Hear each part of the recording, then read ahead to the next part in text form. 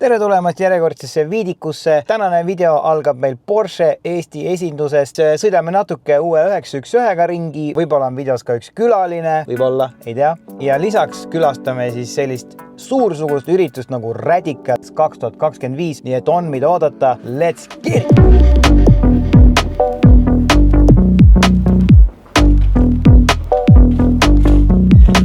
Tere jälle.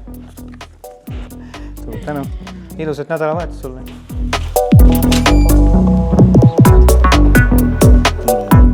No nii, saime auto kätte. Porsche lahkel loal siis saan mina seda uut 911 nädalavahetuse jooksul kasutada. See on siis Porsche 911 Carrera S. Nagu näete, siis siin on selline uhke punane nahksisu, ilus katuseluuk. Paneme autole hääled sisse ja lähme sõitma. Esimese asjana loomulikult õige raadio tuleb peale panna, milleks on loomulikult legendaarne FM Sky plus Star FM 3 raadio, legendaarne, näed, väga hea. No vot, töökoda või? Toone lugu siis. On või? Ja Mis küll, jah.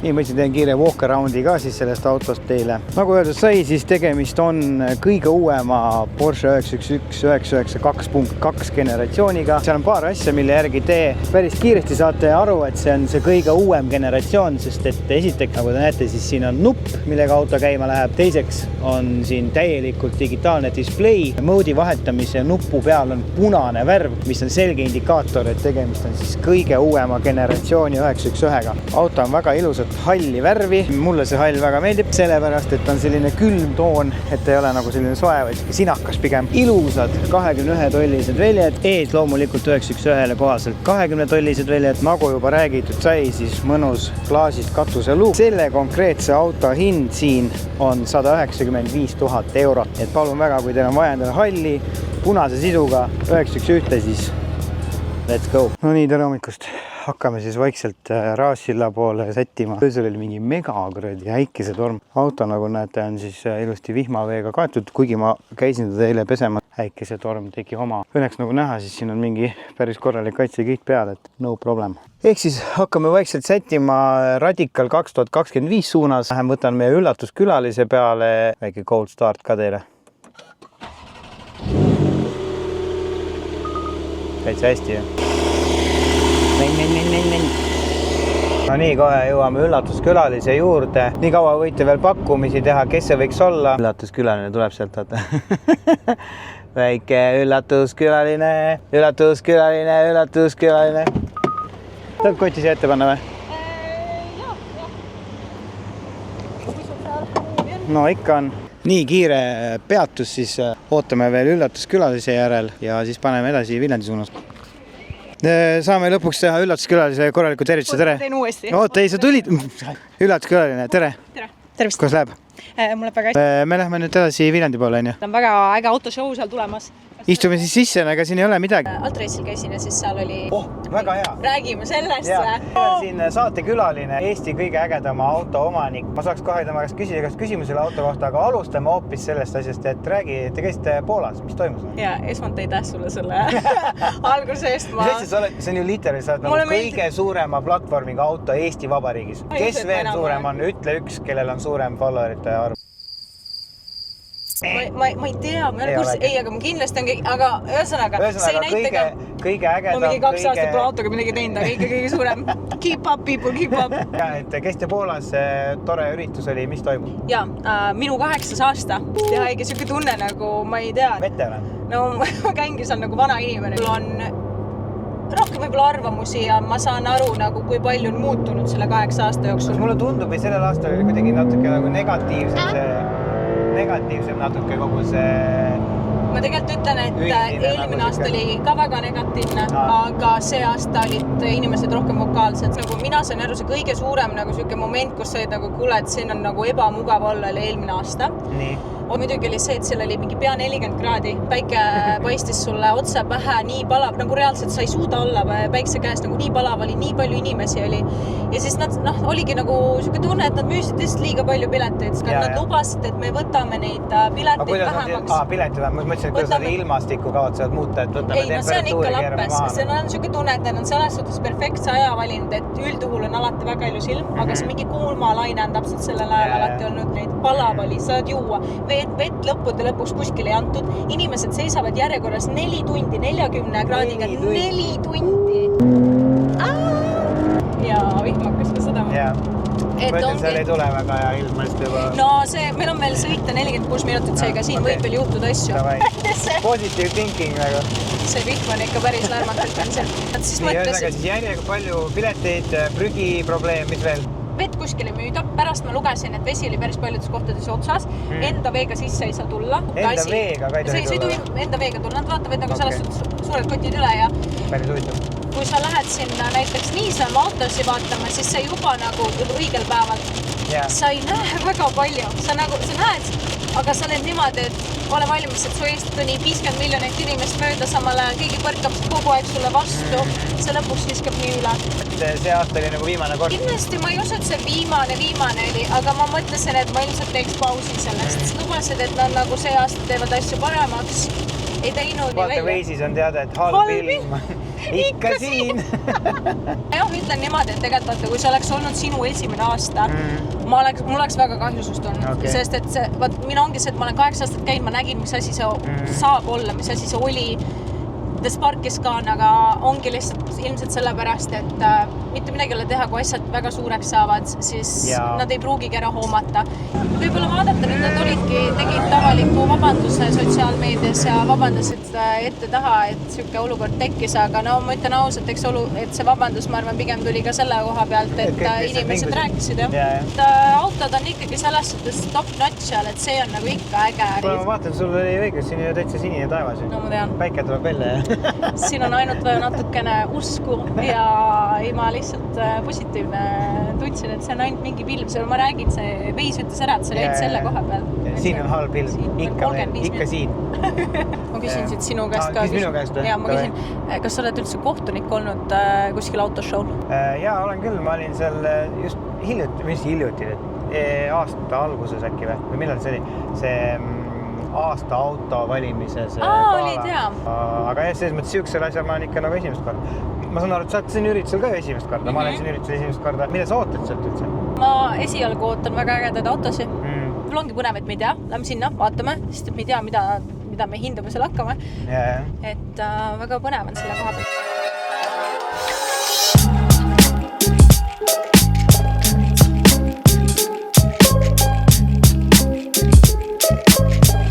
Märkamatult olemegi jõudnud kohale. Möll käib, päike, nagu sa ütlesid, on väljas, ma ütleks.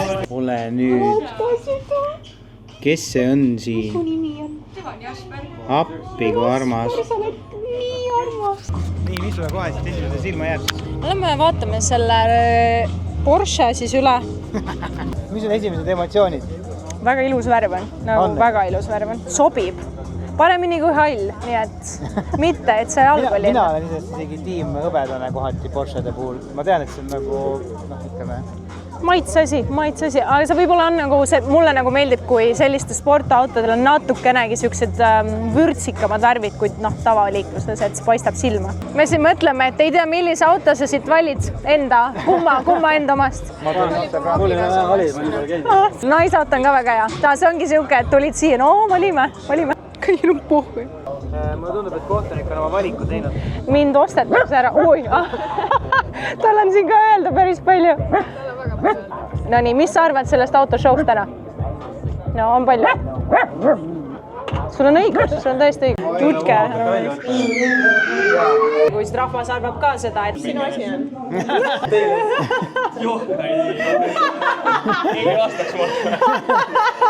Varsti läheb kallale. Need on nagu ürituse ajal. Aga see tuleb lõpus või? Milagil või?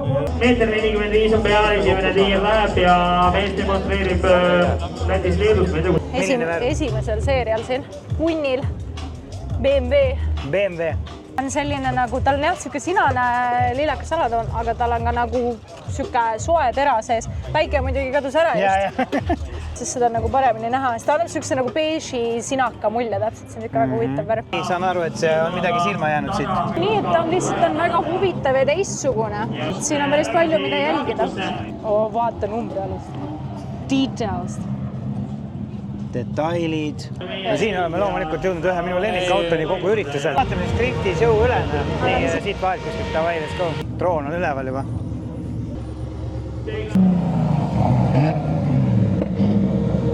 No, Sander!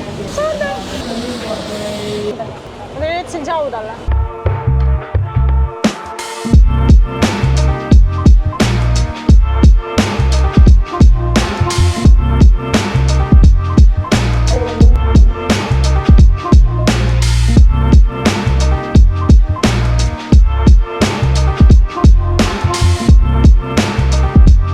Kui te arvate, et ma ei pannud siia kõikide madalaks lastud autode vahele, ütled täiesti stokk 2025 aasta 911-992.2, sest te eksite rängalt, sest ma muidugi parkisin selle siia.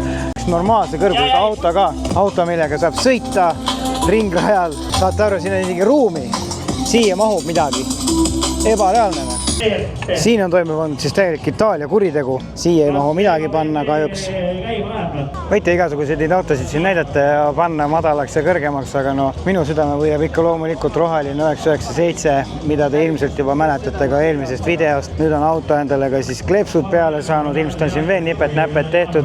Loomulikult on Insta händel ilusti kirjas ja ma ütleks, et kõige maasikam osa sellest autost on ikkagi ka interjöör.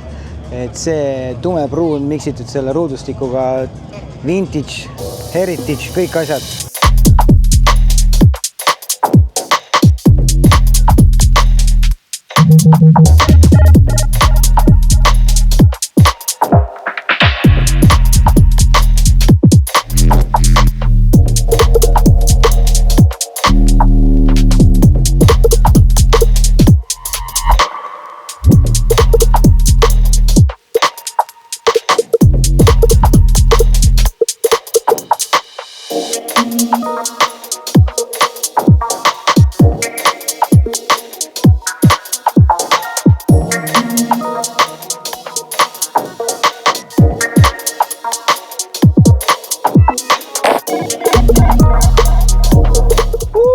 Okei, Radical 2025 tehtud. Mega suur aitäh, et mind kutsusite sinna. Sain teha siis suurt ja vastutusrikast kohtuniku tööd ja aidata välja valida siis parimad autod. Minu jaoks väga lahe kogemus, õppisin palju.